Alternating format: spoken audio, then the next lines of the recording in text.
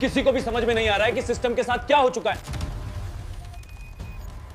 1000 करोड़ गायब हो गए हैं। 1000 करोड़ ये कोई आम गड़बड़ नहीं है, ये सीधे सीधे बैंक को डुबो देने वाली बात है।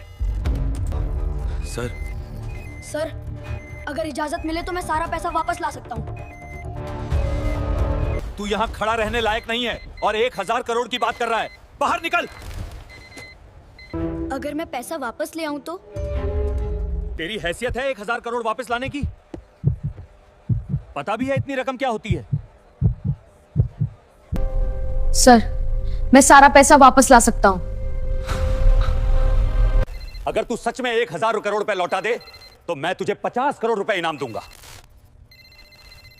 सुबह का समय था। नदी के किनारे बने नए बस स्टैंड पर हलचल शुरू हो चुकी थी। कहीं डीजल की तेज गंध हवा में घुली थी, कहीं चाय की केतली से उठती भाप हवा में घुल रही थी, और कहीं ट्रकों के ब्रेक की आवाज़ सुबह की खामोशी को तोड़ रही थी। उसी शोर और गंध के बीच पुल के नीचे गीले कंक्रीट के पास एक 15 साल का लड़का बैठा था। उसका नाम सौरभ था। सौरभ के पास न स्कूल का बैग था न किताबें, बस एक पुराना सा थैला था जिसमें टूटी हुई तारें, ख़राब चार्जर और ऐसी मशीनों के टुकड़े भरे थे जिन्हें दुनिया बेकार मान चुकी थी। वह चुपचाप बैठा उन चीज़ों को उलट पलट रहा था, जैसे उनमें कुछ ढूंढ रहा हो। उसके लिए यह कबाड़ नहीं था। उसे लगता था कि इनमें से कई चीज़ें अब भी ठीक हो सकती हैं। बस किसी ने ध्यान नहीं दिया। सौरभ बोलने से ज़्यादा देखने और सुनने में यकीन रखता था। लोग समझते थे कि वह चुप है, लेकिन सच यह था कि वह आसपास चल रही चीज़ों को समझने में लगा रहता था। जब बस स्टार्ट होती थी वह उसकी आवाज़ से अंदाज़ा लगा लेता था कि इंजन ठीक है या नहीं। जब बिजली का ट्रांसफार्मर भिन्न भिन्न आता था तो उसे पता चल जाता था कि लोड बढ़ रहा है या कोई गड़बड़ है। सौरभ के लिए मशीनें सिर्फ लोहे की चीज़ें नहीं थीं। उनकी आवाज़ से उसे बहुत कुछ समझ आ जाता था। ठीक सामने नदी के उस पार कांच और स्टील से बनी एक ऊंची इमारत खड़ी थी। शहर का सबसे बड़ा निजी वित्तीय संस्थान। हर सुबह वहाँ चमचमाती गाड़ियाँ वहाँ थीं। लोग जल्दी जल्दी अंदर जाते, फ़ोन पर चिल्लाते, फैसले लेते। सौरभ ने उस इमारत को कई बार देखा था, लेकिन कभी अंदर नहीं गया था। गार्ड उसे देखते ही एक ही बात कहते थे, यहाँ मत बैठाकर आगे बढ़। इमारत की पिछली दीवार से सटा एक बड़ा सा पावर कंट्रोल बॉक्स था। सौरभ अक्सर वहीं बैठता था क्योंकि वहाँ छांव रहती थी और मशीनों की आवाज़ साफ सुनाई देती थी। उसी दिन दोपहर के वक्त उसे कुछ अजीब लगा। उस बॉक्स की आवाज़ सामान्य नहीं थी। वह लगातार नहीं चल रही थी, बीच बीच में रुक रही थी। उसी वक्त अचानक बैंक के अंदर माहौल बिगड़ गया। काउंटर पर बैठे लोग अपनी कुर्सियों से उठने लगे। कंप्यूटर स्क्रीन पर अजीब अजीब मैसेज आने लगे और फ़ोन लगातार बजने लगे। किसी को समझ नहीं आ रहा था कि आखिर हुआ क्या है। ऊपर की मंजिल से तेज़ आवाज़ें आने लगीं। कुछ ही मिनटों में बात साफ हो गई। बैंक के डिजिटल रिकॉर्ड से 1000 करोड़ रुपए गायब हो चुके थे। ये कोई छोटी गड़बड़ी नहीं थी। ये स्कैम ऐसा था कि हर अकाउंट से 500 रुपए निकाल लिए गए थे, जिसकी वजह से लाखों ग्राहकों के अकाउंट प्रभावित हुए थे और बैंक में हर कोई परेशान था। पैसा न किसी खाते में दिख रहा था, न किसी बाहर के बैंक में। ऐसा लग रहा था जैसे रकम सिस्टम के बीच रास्ते में ही अटक गई हो। आईटी स्टाफ भागता हुआ सर्वर रूम की तरफ गया। लॉक्स खंगाले गए, बैकअप चेक किए गए, सिक्योरिटी टीम को बुलाया गया। बाहर मीडिया की गाड़ियां भी पहुंचने लगीं। हर गुजरते मिनट के साथ हालात और बिगड़ते जा रहे थे। उसी वक्त बैंक के बाहर पावर कंट्रोल बॉक्स के पास खड़ा सौरभ यह सब देख रहा था। उसे किसी ने कुछ बताया नहीं था, लेकिन उसे अंदर कुछ गड़बड़ होने का एहसास हो रहा था। पीछे लगे पावर यूनिट की आवाज़ उसे सामान्य नहीं लगी। मोटर बीच बीच में रुक रही थी, जैसे किसी ने जानबूझकर उसका दबाव बदला हो। सौरभ वहीं रुक गया। उसने अपना थैला नीचे रखा और दीवार के पास खड़ा होकर ध्यान से सुना। कुछ सेकंड बाद उसने खुद से कहा, यह सीधी चोरी नहीं है। उसे अपनी माँ याद आ गई जो कभी इसी इमारत में सफाई का काम करती थी। रात की शिफ्ट में वह सौरभ को बाहर बैठा रहने देती थी। वहीं उसने मशीनों की आवाज़ें पहचानना सीखा था। उसकी माँ के पुराने फ़ोन में कुछ अजीब से निशान बने रहते थे, नंबर नहीं बल्कि क्रम। सौरभ ने वही तरीका अपना लिया था। वह रोज़ चीज़ों को देखकर अपने हिसाब से समझ बनाता था। अंदर अफरा तफरी बढ़ रही थी। बाहर एक लड़का था जिसकी नज़रें कांच के पार अंदर की हलचल को देखने की कोशिश कर रही थी। सौरभ ने गहरी सांस ली। उसे लगा अगर वह अभी नहीं बोला तो बाद में कुछ नहीं बचेगा। उसने थैला उठाया और सीधे मुख्य गेट की तरफ बढ़ गया। गार्ड ने उसे रोकने की कोशिश की, यहाँ मत आओ, लेकिन इस बार सौरभ रुका नहीं।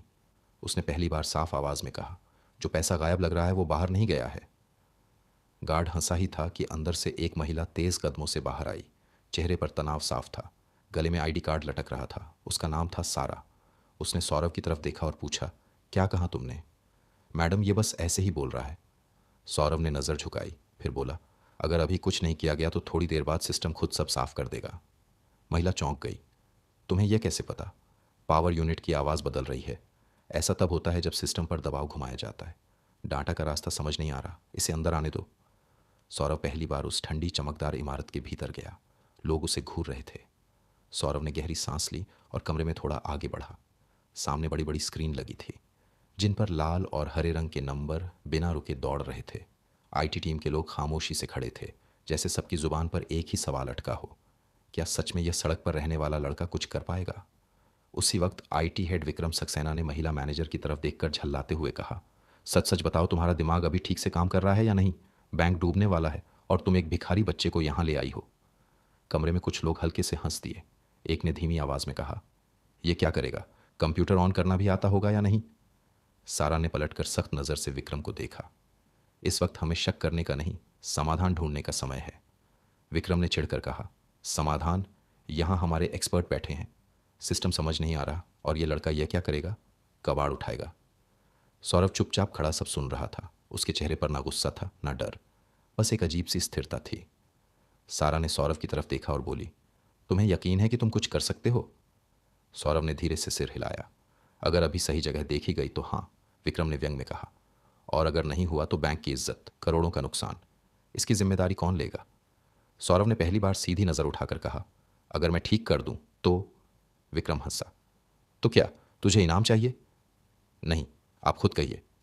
ठीक है, अगर यह बच्चा सच में ये गड़बड़ ठीक कर देता है तो मैं इसे 50 करोड़ देने को तैयार हूं। कमरे में हलचल मच गई। किसी ने कहा, सर आप मजाक कर रहे हैं? नहीं, क्योंकि मुझे पूरा यकीन है ये कुछ नहीं कर पाएगा। सर हमारे पास टाइम नहीं है। सौरभ ने स्क्रीन देखी और कहा, आप लोग असर देख रहे हो, वजह नहीं। कमरे में चुप्पी छा गई। उसने एक कोने में दिख रहे टाइम पैटर्न की तरफ इशारा किया। हर बार ट्रांजैक्शन से ठीक पहले सिस्टम रुक रहा है। यह अपने आप नहीं होता, पैसा चुराया नहीं गया, उसे ऐसी जगह घुमा दिया गया है जहां से वो दिखना बंद हो जाए। घड़ी की सुइयां तेज लगने लगी। सौरभ ने गहरी सांस ली और कमरे में थोड़ा आगे बढ़ा। वह अब उन बड़ी बड़ी स्क्रीन के सामने खड़ा था जहां लाल और हरे नंबर भाग रहे थे। आईटी टीम के लोग चुपचाप खड़े थे। किसी को यकीन नहीं था कि एक सड़क पर घूमने वाला लड़का उनकी समस्या समझ पाएगा। सौरभ ने कंप्यूटर के पास खड़े एक इंजीनियर से कहा, मुझे बस एक ऐसा सिस्टम दीजिए जो इंटरनेट से जुड़ा ना हो। इंजीनियर ने हिचकिचाते हुए एक लोकल मशीन उसकी ओर बढ़ा दी। कमरे में हर किसी की नज़र सौरभ पर थी। सौरभ ने बिना किसी शोर शराबे के, बिना किसी हड़बड़ी के धीरे धीरे कुछ कमांड टाइप किए। ऐसा लग रहा था जैसे वह पहले से ही जानता हो कि उसे क्या देखना है। स्क्रीन पर एक नक्शा उभरने लगा। नंबरों की जगह अब डाटा का बहाव दिख रहा था। विक्रम चौंक गया। यह क्या खोल दिया इसने? सौरभ ने स्क्रीन की तरफ इशारा किया। यह खातों का डाटा नहीं है, यह उस रास्ते का नक्शा है जहां पैसा घूम रहा है। किसी ने पूछा, घूम रहा है मतलब पैसा गया नहीं है, बस यहां आकर फंस गया है। कमरे में फुसफुसाहट फैल गई। विक्रम ने आगे बढ़कर स्क्रीन देखी। यह तो हमारे सिस्टम का हिस्सा ही नहीं है, क्योंकि यह जगह सिस्टम ने खुद बनाई है। सारा की आवाज़ हल्की कांप। अगर यह ना सुलझा तो सिस्टम खुद इस रास्ते को मिटा देगा और फिर पैसा किसी का नहीं रहेगा, और इसे रोकने में कितना वक्त लगेगा। कमरे में कोई बोल नहीं रहा था, और जब आखिरी रकम भी सही जगह लौट आई तो विक्रम कुर्सी पर बैठ गया। ये कैसे कर लिया तुमने? मैंने कुछ नया नहीं किया, बस जो उलझा था उसे सीधा कर दिया। तुम इनाम के बारे में 50 करोड़ बाद में देख लीजिए, बस अगली बार किसी को उसकी हालत देखकर मत आके। कमरे में कुछ देर तक कोई कुछ नहीं बोला। स्क्रीन पर अब सारे नंबर स्थिर हो चुके थे। सिस्टम सामान्य दिखा रहा था, लेकिन लोगों के चेहरे अब भी जमे हुए थे। ऐसा नहीं था कि उन्हें खुशी नहीं थी, बल्कि वे समझ नहीं पा रहे थे कि अभी जो हुआ वह किस खांचे में रखा जाए। आईटी हेड विक्रम सक्सेना ने अपनी कुर्सी से उठकर पानी का गिलास उठाया। उसके हाथ हल्के कांप रहे थे। उसने एक घूंट लिया, फिर सौरभ की तरफ देखा। मैंने जो कहा था 50 करोड़ का। कमरे में कुछ लोग चौकन्ने हो गए। सारा ने कुछ कहने के लिए मुंह खोला, लेकिन विक्रम ने हाथ उठाकर उसे रोक दिया। नहीं, मैं मजाक नहीं कर रहा था। यह बैंक का नहीं, मेरा वादा था। एक स्पेशल अप्रूवल चाहिए अभी एक जूनियर मैनेजर ने धीरे से कहा, सर यह बहुत बड़ी रकम है, मीडिया बोर्ड। विक्रम ने उसे देखा। अगर आज यह लड़का यहाँ नहीं होता तो मीडिया हमें ज़मीन में गाड़ चुकी होती। तुम्हें 50 करोड़ मिलेंगे, आज नहीं तो कल। सौरभ ने कोई उत्साह नहीं दिखाया, ना आंखों में चमक, ना चेहरे पर खुशी। वो बस कुछ सेकंड चुप रहा। फिर उसने कहा, सर क्या मैं एक सवाल पूछ सकता हूँ? पूछो। अगर मैं ये बच्चा ना होता, अगर मैं सूट पहन कर आता, डिग्री लेकर आता, तब भी क्या आप मुझे इतना ही शक से देखते? कमरे में फिर सन्नाटा छा गया। यह सवाल किसी स्क्रीन पर नहीं था, किसी फाइल में नहीं था, लेकिन सबसे भारी वहीं था। विक्रम ने कहा, शायद नहीं तो फिर 50 करोड़ मेरे लिए नहीं है। क्या? तुम कहना क्या चाहते हो? अगर आप सच में कुछ देना चाहते हैं तो मुझे वो पैसे दे दो, मैं खुद गरीबों के लिए काम करूंगा। विक्रम कुछ देर तक चुप रहा, फिर उसने गहरी सांस ली और कहा, ठीक है। सबने उसकी तरफ देखा। 50 करोड़ किसी एक अकाउंट में नहीं जाएंगे, लेकिन तुम्हें सौंप दिए जाएंगे ताकि तुम खुद गरीबों की मदद कर सको। और ये बच्चा, ये इसका हिस्सा नहीं होगा, ये इसकी वजह होगा। बस यही काफ़ी है। वह अपना थैला उठाकर दरवाजे की तरफ बढ़ा। सारा ने पीछे से कहा, सौरभ, अगर कभी मदद चाहिए तो? मदद तब चाहिए होती है जब कोई सुनता नहीं। आज आपने सुना, यही बहुत है। कुछ देर बाद बैंक का सिस्टम पूरी तरह स्थिर हो गया था। सारे पैसे अपने सही खातों में लौट आए थे। आईटी टीम और बाकी स्टाफ के चेहरे पर राहत साफ दिख रही थी। किसी ने धीरे से कहा, हमने कभी सोचा भी नहीं था कि एक एक दाहर का बच्चा ऐसा कुछ समझ पाएगा। उस दिन के बाद शहर कुछ दिनों तक सामान्य नहीं रहा। अखबारों में एक ही बात थी, एक अनजान बच्चे ने बैंक को डूबने से बचाया, लेकिन किसी को ठीक से नहीं पता था कि वह बच्चा था कौन। यह सब मनगढ़ंत कहानी है। अखबार वाले कुछ भी छापते हैं, पर अगर सच हुआ तो ज़रूर वो लड़का बहुत होशियार होगा। वह फिर उसी पुल के नीचे बैठा था, उसी जगह जहां मशीनों की आवाज़ें अब भी आती थीं। फ़र्क सिर्फ इतना था कि अब लोग उसे देखकर रुकते थे, घूरते थे, फुसफुसाते थे। कुछ दिन बीते। बैंक में एक आंतरिक मीटिंग बुलाई गई।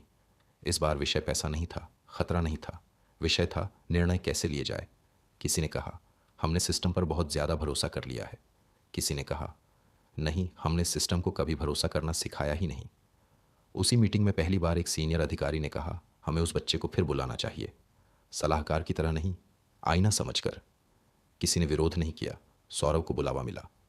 जब वह बैंक पहुंचा, कोई कैमरा नहीं था, कोई मीडिया नहीं, कोई शोर नहीं, सिर्फ एक गोलमेज और कुछ लोग जो पहली बार सुनने आए थे। सौरभ ने शुरुआत नहीं की, उसने इंतज़ार किया।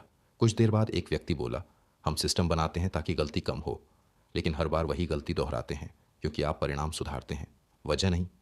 उसने बताया कि कैसे सिस्टम धीरे धीरे उन्हीं के लिए बन जाता है जो उसे सबसे ज़्यादा इस्तेमाल करते हैं, और जो सबसे ज़्यादा इस्तेमाल करते हैं वही सबसे ज़्यादा ताकतवर होते हैं। तो जो कमज़ोर हैं वे सिस्टम में नहीं होते, लेकिन सिस्टम उनके लिए होना चाहिए।